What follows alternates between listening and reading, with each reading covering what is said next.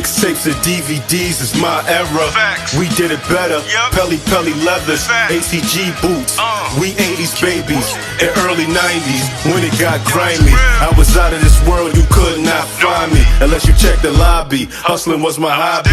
We was lobby boys Yep. before Jim Jones. You could catch me in Harlem eating Jimbos. DVD Era TV back at y'all with another one. Y'all know the slogan. Let's get straight into this one. Now today we gonna talk about how Akon's manager Screw was shot and killed December 16th, 2004 in the DVD era when he stepped in trying to help Capone from CNN when he was being robbed for his chain. Now let me give y'all a brief rundown on who Screw was in case y'all didn't know. Now at this time, Screw was Akon's manager. He was born in Brooklyn but grew up in New Jersey, Jersey City to be exact. Now Screw had a bit of a reputation growing up in the streets. In 1995, Screw would be charged for the manslaughter of Joker, who was shot in Jersey City and ended up doing close to 3 years in prison for it. Now Screw would begin Block Royal and begin to break in the music industry, throwing shows and working with rappers after coming home in the late 90s. Now other than Akon and Capone, Screw also had relationships with rappers like Nore and Fat Joe. Now, according to Akon, Capone was interested in making music with him, so Capone was hanging out with Akon and his crew all week. Now, Akon's manager at the time, Screw, did a weekly comedy show at Ringside, and Akon and Screw invited Capone to come hang out with them on this particular day as well. Now, if you're not familiar with Ringside, it's a famous sports bar.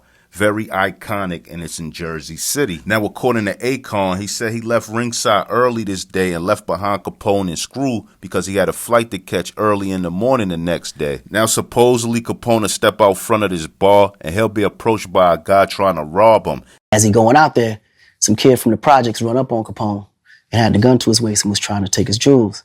Akon manager Screw sees it, so he steps in. An altercation happens, and Screw end up getting shot. Screw went, grabbed the gun and punched him, knocked him out, right? The gun went off. He took 2 or 3 steps walking to his car, and he collapsed.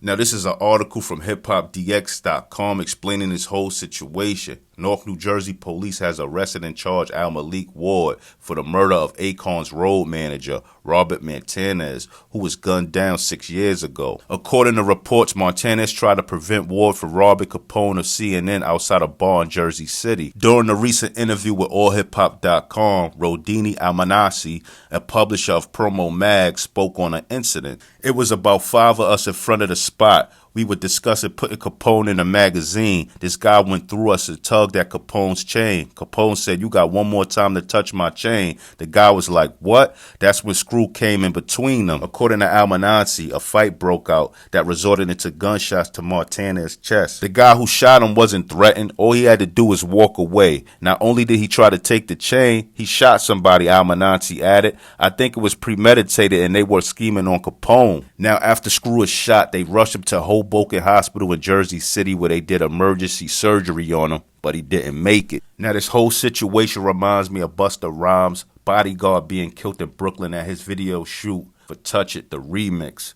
So very sad situations. And Screw kind of remind me of Izzy in a way. But anyway, shout out to these men for being brave and putting their life on the line. And also shout out to Capone. He definitely got real lucky this night and he left the situation unharmed.